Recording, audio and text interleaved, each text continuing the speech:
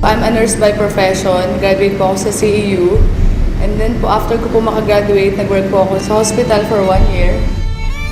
Sobrang nakakapagod po. Yung sobrang toxic po kasi yung mga pasyente po. At the same time po, yung babarin nga po ng sweldo. Kumbaga yung effort mo na magtrabaho dun, parang hindi talaga worth it. Gusto ko talagang makapunta sa ibang bansa, kaya rin ako nag-nursing.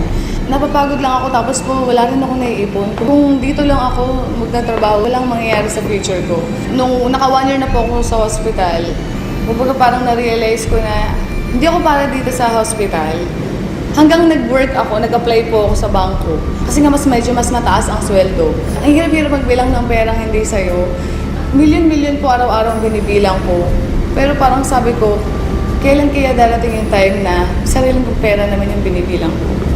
Sa araw-araw po na pagtatrabaho ko sa bangko, aga-aga ko pong gumigising and then sobrang late na po ako umuwi. Tapos wala pang 500 yung kinikita ko sa isang araw. Kumbaga talagang hindi po talaga siya worth it na pagtrabahuhan. Minsan, nasi-short din ako sa bangko. Siyempre, kailangan mong bayaran yun, di ba? Magkano na nga lang kasi sinasweldo ko sa bangko, tapos kakaltasan ka pa. Wala po talaga ako naiipon. As in, puro po nga po utang talaga. Kasi yung pong kinikita ko na para sa kinsenas at katapusan, inuutang ko na po. Kaya po pag halimbawa sweldo na po, dumataan lang sa palad ko at kailangan ko nang bayaran yung mga dapat ko pong bayaran. Naisip po, paano na yung future ko? Kapag kung ganito lang ng ganito.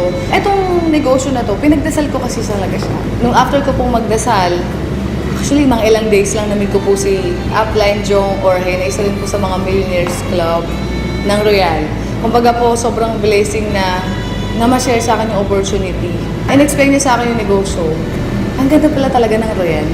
At the same time, yung products ng Royal napakaganda at sobrang dami ng produkto. Ang kumpanya very stable. As in, nung napakinggan ko yung negosyo ng Royal, yung pananaw ko sa buhay, sobrang nag-iba. Sabi ko, meron palang ganitong opportunity. Bakit ngayon ko lang nga talaga pinakinggan? Kasi sabi ko, meron namang opportunity sa Pilipinas, bakit kailangan ko pang pumunta ng ibang bansa?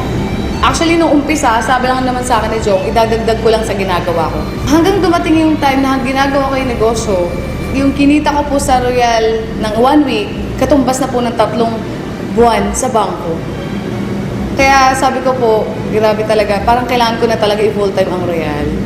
Kaya po noong April, nag-resign na po ako, so sineryoso ko po agad yung Royal. Na-realize ko na working hard is different from working smart. Kahit gaano ka kasipag, kahit gaano ka katsaga, kung magamaling sistema yung ginagawa mo, hindi ka yayaman. Pero po, grabe po, yung sipag mo, yung tiyaga mo, ilipat mo sa Real, tamang sistema, panigurado yayaman ka. Mas nakakaipon na ako ngayon, and like dati kasi, talagang puro utang. Ngayon yung mga utang ko, nabayaran ko na. Ngayon sila na yung utang sa akin, gano'n. Noon, gumigising ako ng sobrang aga kasi may pasok ako eh. Ngayon, nung nag-royal ako, gumigising lang ako kapag tapos na ako matulog. After 7 months lang, nakabili po ako ng brand new Ford Fiesta because of Royal Business Club. Kaya sobrang thankful po ako, buti na lang may Royal. Lahat po naging negative sa akin, sobrang naging positive po sila. Yung pera na dati sa bangko, sobrang pagod ako magbilang ng perang hindi akin. So nakakatawa dito sa Royal, sariling pera ko na yung binibilang ko. Doon ko nakita na yung magulang ko po sobrang proud sa akin. Kumbaga kahit hindi ako nakapag-ibang bansa, kayang-kaya kong tuparin yung mga pangarap ko kahit dito lang sa Pilipinas. Kasi may Royal Business Club. Tsaka dito nakakatulong ka sa mga tao eh. Yung ginagawa mo hindi lang para sa sarili mo, pero para din sa iba na may mga pangarap din. Kasi ako nakuha ko na yung pangarap ko. Pero yung mga kasamahan ko na naging part ng Royal, gusto ko rin silang matulungan na makuha rin nila yung mga pangarap nila.